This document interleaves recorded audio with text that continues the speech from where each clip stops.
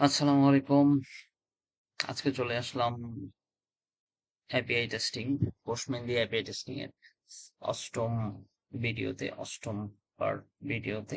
আজকে আমরা environment variable নিয়ে কথা বলবো। হ্যাঁ, আপনি এনভায়রনমেন্ট ভেরিয়েবল নিয়ে কথা বলার আপনি যদি বিগিনার লেভেলের হয়ে থাকেন তাহলে তাহলে প্রথমেই বুঝতে পারবেন না এনভায়রনমেন্ট ভেরিয়েবল সম্পর্কে। সেজন্য আপনাকে পূর্বের ভিডিও দেখতে হবে। তাই আর যদি ইন্টারমিডিয়েট লেভেলে হয়ে থাকেন, এগুলো সম্পর্কে ধারণা থাকে, দেন ফাইন, নো প্রবলেম, আপনি এখান থেকেই শুরু করতে পারেন।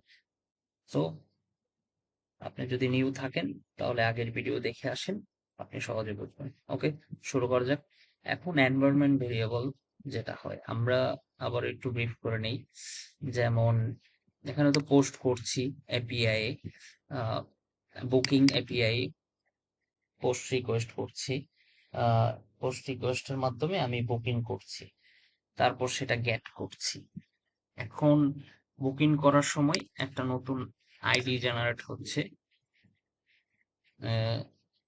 4458, যেটা হচ্ছে আমাকে এখানে যে দিতে হচ্ছে, মানে যে ইনপুট দিতে হচ্ছে বারবার রিকোয়েস্টটা শো করার জন্য, কারণ এই আইডি চেঞ্জ হয়ে যাচ্ছে বারবার 4458, অন্যথায় সঠিক তথ্য পাওয়া যাচ্ছে না।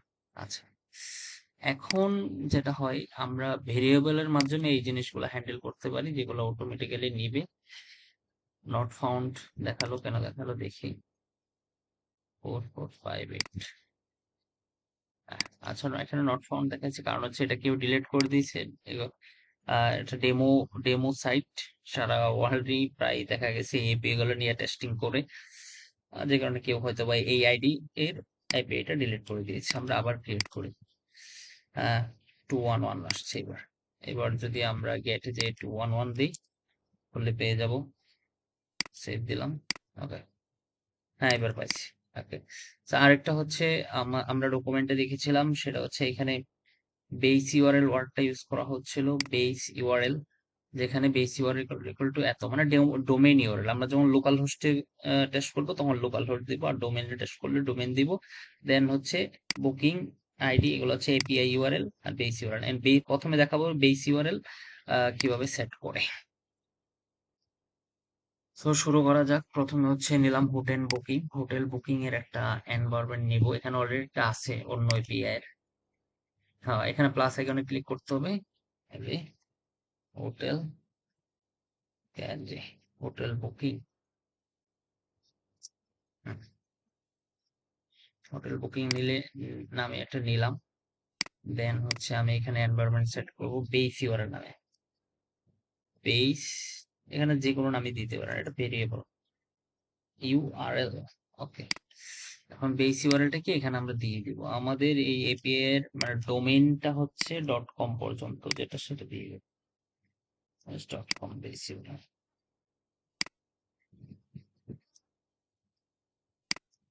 ওকে, দিয়ে দিব, তারপর সেভ ক্লিক করব। দেন হচ্ছে খেলাটা দেখি এবার, মেইন বিষয়টা, বেস ইউআরএল কেমনে ইউজ করব। যেমন গেটের ক্ষেত্রে দিচ্ছি। আচ্ছা, গেটের ক্ষেত্রে দেই, এটা কেটে দিলাম পুরোটা।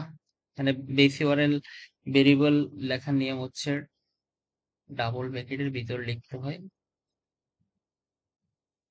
Base URL.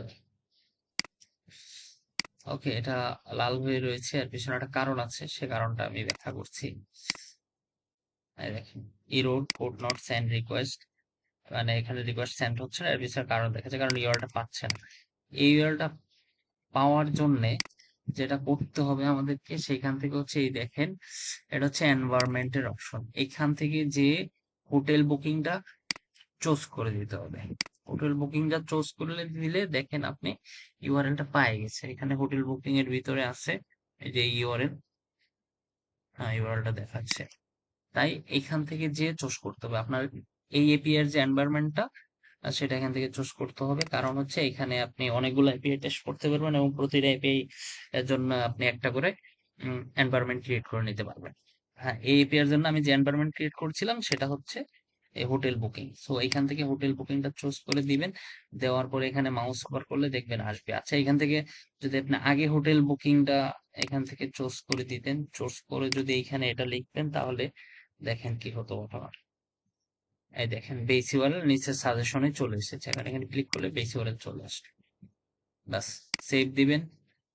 তো এখন আমরা আবার এই কালেকশনটা একটু রান করে দেখি, একটা গেট করি, না সরি একটা ক্রিয়েট করি আগে। আচ্ছা, এখানেও বেস ইউআরএলটা আমরা দিয়ে দিচ্ছি। হ্যাঁ, ব্র্যাকেটটা পরে পড়ে গেছে। এই যে বেস ইউআরএল সাজেশন চলে আসছে, ক্লিক করলে বসে গেল। ওকে, বেস ইউআরএল দিলাম, একটা ক্রিয়েট করলাম, কি হলো?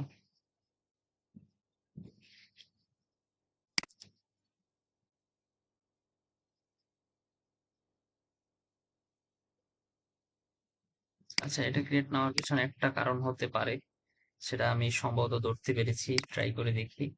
যেমন আমাদের এনভায়রনমেন্টে যাই, যে হচ্ছে আমাদের এই স্ল্যাশটা কেটে দিতে হবে। কারণ আমি হচ্ছে পরবর্তীতে ওইখানে স্ল্যাশ ইউজ করছি, তাই ডাবল স্ল্যাশ করে যাচ্ছে, যেমন দেখায় আপনাদের। হ্যাঁ, হ্যাঁ, এই দেখেন গেট, হ্যাঁ, base URL slash, already base URL এর ভিতরে অলরেডি একটা স্ল্যাশ রয়েছে, যে কারণে হচ্ছে এখানে ডাবল স্ল্যাশ হয়ে যাচ্ছিল। আমার মনে হচ্ছে এই কারণেই এটা দেখাচ্ছিল। তো আমরা আবার হিট করব, দেখি কি হয় এবার। এবারও নট ফাউন্ড দেখাচ্ছে। আচ্ছা, 404 যেহেতু দেখাচ্ছে, সেটা অন্য কোনো প্রবলেম হওয়ার কথা না। আচ্ছা, বেস ওয়ার্ড আমি আবার এখানে দিই, দেখি কাজ করে কিনা। কেটে দেই। হ্যাঁ, যেহেতু কাজ করছে তাহলে অবশ্যই এটা কাজ করার কথা। আচ্ছা, এটা এনভায়রনমেন্ট সেটআপে নিশ্চয়ই কোনো প্রবলেম হয়েছে। টেক ভেরি ইজি, এটা হতেই পারে আমাদের কাজ করার সময়। আচ্ছা আচ্ছা, এই যে কারেন্ট আমি এখান থেকে কেটেছি, কিন্তু কারেন্ট থেকে তো কাটি নাই। ও শিট, হ্যাঁ, কারেন্ট থেকে সরাই দিলাম, দেন সেভ দিলাম। এবার আমি আবার কালেকশনে গেলাম, যা হচ্ছে পোস্ট রিকোয়েস্টে, এবার হিট করলাম, দেখি কি হয় এবার। হ্যাঁ, এবার জেনারেট, ও আচ্ছা, এখানে তো সেট আপ করে নিতে হবে। সেট করি, সেভ দিলাম, দেখি এবার কি হয়। Finally base URL working. এবার 3381টা দিয়ে গেট করে দেখি, 3381 দিয়ে সেভ দিয়ে গেট করে দেখি। হ্যাঁ, ডাটা পাওয়া যাচ্ছে। তার মানে হচ্ছে একটা জিনিস এনভায়রনমেন্ট সেট করার সময় খেয়াল রাখতে হবে, যদি বেস ইউআরএল এর পরে যদি এনভায়রনমেন্টের মাঝে স্ল্যাশ দেই আমরা, এনভায়রনমেন্টের মাঝে যদি বেস ইউআরএল এর পরে এইখানে স্ল্যাশ দেই এবং এইখানে স্ল্যাশ দেই, তাহলে হচ্ছে আহ, এই যে স্ল্যাশটা বুকিং এর আগে এটা দেয়া যাবে না। আর যদি ওইখানে স্ল্যাশ না দিই, দেন এখানে দিতে হবে। আমার এখানে ওইখানে স্ল্যাশ দিয়ে দিয়েছিলাম, আবার এখানেও দিয়েছিলাম, তাই ডাবল স্ল্যাশ হয়ে যাচ্ছিল। এটা একটা বিষয়। দ্বিতীয়ত আর একটা বিষয় বলা হয়নি, আশা করি খেয়াল করেছেন, তাও বলি। আপনি যখন ইনিশিয়াল ভ্যালুতে এটা পেস্ট করবেন, তখন কারেন্ট ভ্যালুতে এটা নিয়ে নিবে। হ্যাঁ, তো আমি পরে সমস্যা হয়েছিল, ইনিশিয়াল থেকে স্ল্যাশ সরাই দিয়েছিলাম, কিন্তু কারেন্ট থেকে স্ল্যাশ সরাইনি, যে কারণে আবারও কাজ করছিল না। যাই হোক, এখন ফাইনালি কাজ করছে। সো আসলে সমস্যা হলেই সমাধান হয়। যেহেতু সমস্যা হয়েছে, এই জিনিসটা আপনাদের নজরেও থাকলো, আপনারাও খেয়াল করে দেখতে হবে। অন্যথায় এরকম হইতে পারতো যে আপনি এরকম স্ল্যাশ দিয়ে রেখেছেন, এইখানেও আবার দিয়েছেন, ডাবল হয়ে গেছে, তখন কাজ করছে না। হ্যাঁ, এনভায়রনমেন্ট সেটআপ একটা গেল, এটা একটা এনভায়রনমেন্ট। আরো হচ্ছে গ্লোবাল এনভায়রনমেন্ট সেটআপ করতে হয়। যেমন টোকেনটা আপনি এখানে বারবার নিচ্ছেন, যেমন 3381 আপনার বারবার দিয়ে বারবার নিতে হচ্ছে।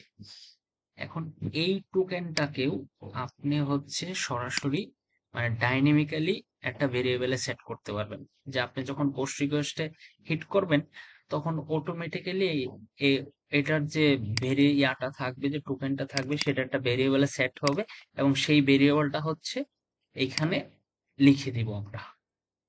এখানে ওই ভেরিয়েবলের নামটা লিখে দিলেই অটোমেটিক্যালি কাজ করতে থাকবে। আমাদের আর এটা নিয়ে হচ্ছে বারবার লিখতে হবে না। সেই জন্য আমাদের যেটা করতে হবে, ভিডিওটা অলরেডি 10 মিনিট হয়ে গেছে। আহ কি ভিডিও কি আর লেন্দি করবো তাই ভাবছি। আচ্ছা, যেহেতু ভিডিওটা 10 মিনিট হয়ে গিয়েছে অলরেডি, তাহলে এখানেই আমি শেষ করছি। পরবর্তী ভিডিওতে আবারও এনভায়রনমেন্ট নিয়ে কথা বলতেছি। সেখানে হচ্ছে আমরা কিভাবে এই আইডিটা আমরা কিভাবে এনভায়রনমেন্টে ডাইনামিক্যালি সেট করতে পারি সেটা নিয়ে কথা বলবো। সো আজকে এই পর্যন্তই, দেখা হচ্ছে পরবর্তী ভিডিওতে। ভালো